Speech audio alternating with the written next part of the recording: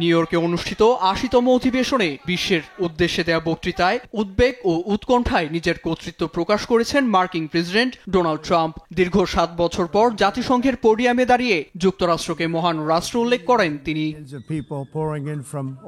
সাবেক ডেমোক্রেট প্রশাসনের ব্যর্থতা তুলে ধরে নিজের দ্বিতীয় মেয়াদের প্রথম ৮ মাসের অর্জনের কথা বলেন তিনি। অর্থনীতি, বিনিয়োগ, অভিবাসী সংকট, মাদক চোরাচালান বন্ধ সহ প্রতিরক্ষা খাতে নিজের পদক্ষেপকে কার্যকর বলে আখ্যা দেন ট্রাম্প। কাতার, মিশর, সৌদি আরবের মতো আরব উপসাগরীয় দেশগুলোর সঙ্গে সম্পর্ক উন্নয়ন ও বিনিয়োগের বিষয়কেও প্রাধান্য দেন তিনি। কথা বলেন আব্রাহাম চুক্তি নিয়েও।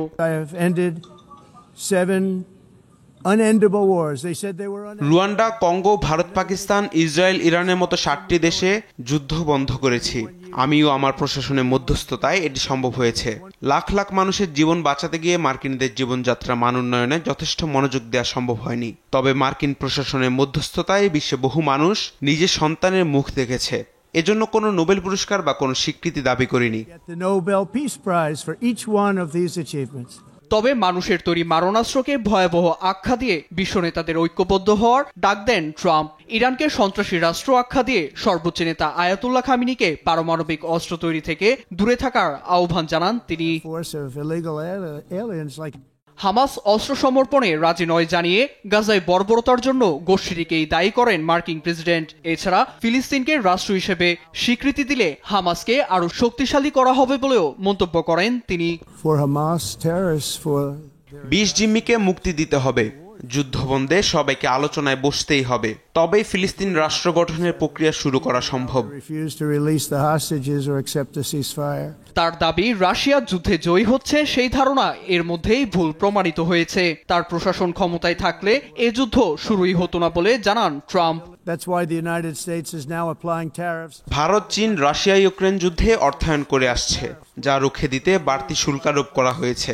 সেখানে প্রতিদিন 7,000 মানুষ মারা যাচ্ছে। জাতিসংঘ সাধারণ অধিবেশনে যেভাবে সবাই যোগ দিয়েছেন, সেভাবে আগ্রাসন মোকাবিলায় বিশ্বকে ঐক্যবদ্ধ হতে হবে। এছাড়া পারমাণবিক ও বায়োলজিক্যাল মারণাস্ত্র ত্যাগ করার আহ্বানও জানান ট্রাম্প। সংঘাত বন্ধে যুক্তরাষ্ট্র এমন অস্ত্রের ব্যবহার করলে বিশ্বে মার্কিন ভূখণ্ড বা কিছুই থাকবে না বলে সতর্ক করেন তিনি। কোভিড-19 মানবসৃষ্ট অস্ত্র উল্লেখ করে জৈবিক অস্ত্র তৈরি ও অর্থায়ন থেকে বিরত থাকার কথা বলেন ট্রাম্প। যুক্তরাষ্ট্র শুধু মার্কিনীদের উল্লেখ করে অভিবাসীদের মার্কিন ভূখণ্ড থেকে দূরে থাকতে বলেছেন তিনি। এছাড়া গ্রিন এনার্জির রূপরেখা বাস্তবায়নের জন্য জার্মানিকে ধন্যবাদ জানান তিনি। তবে গ্রিন এনার্জিকে স্ক্যাম আখ্যা দিয়ে বলেন, এর আদলে অনেকেই মিলিয়ন মিলিয়ন ডলার হাতিয়ে নিচ্ছে। নীরব দাস, নিউজ ডেস্ক, দেশ টিভি। 37%. Think of that.